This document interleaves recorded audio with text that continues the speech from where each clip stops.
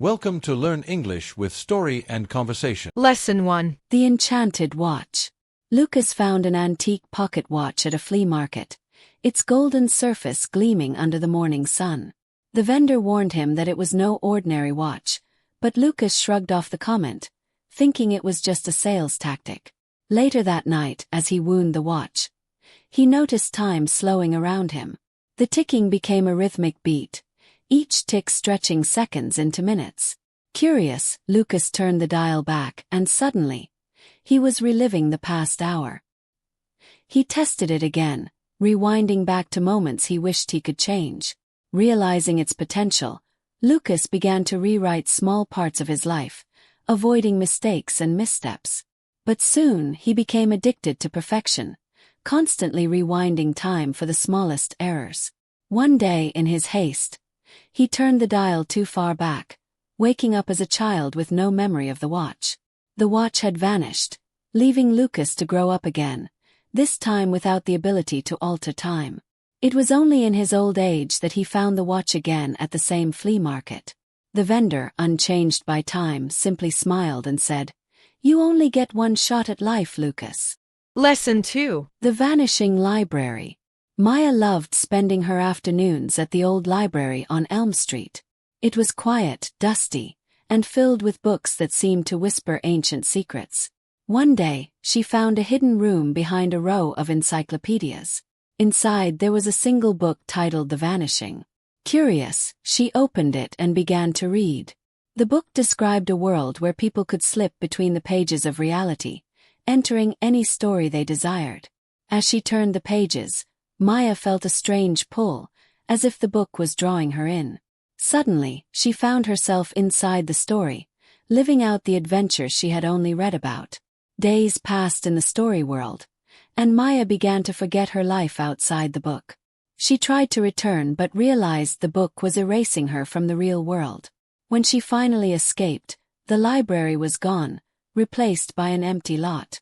Maya searched for years but never found the library again, and the memories of her time inside the book slowly faded away. Lesson 3. The Mirror of Truth.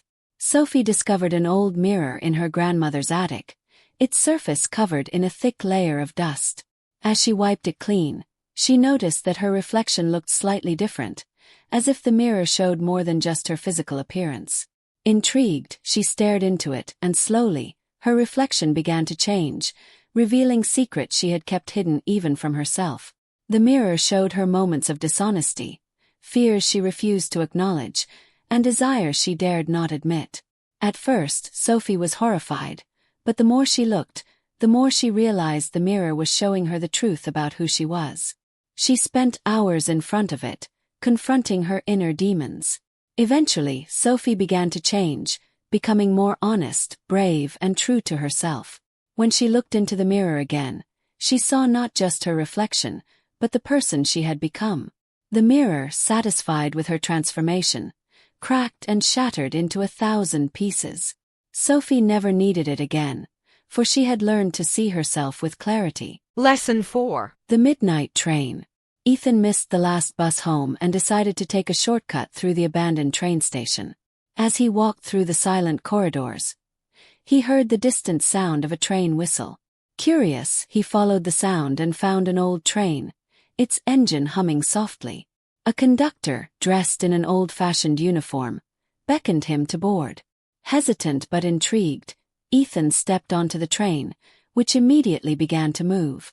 The passengers were oddly silent, their faces obscured by shadows.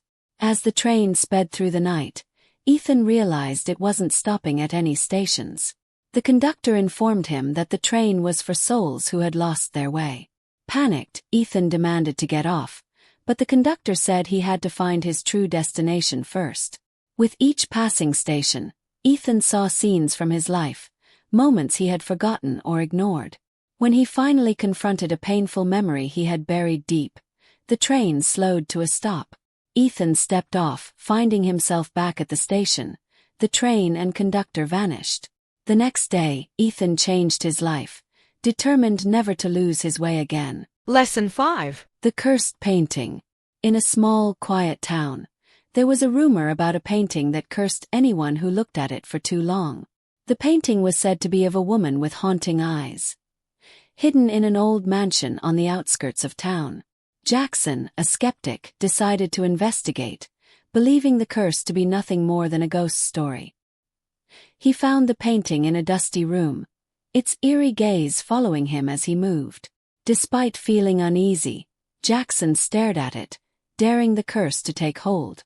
For a moment, nothing happened, and he laughed at the absurdity. But that night, he began having vivid nightmares, all featuring the woman from the painting.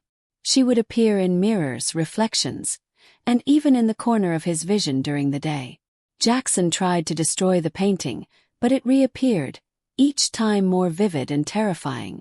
Desperate, he sought help, but everyone who tried to assist him fell victim to the same curse.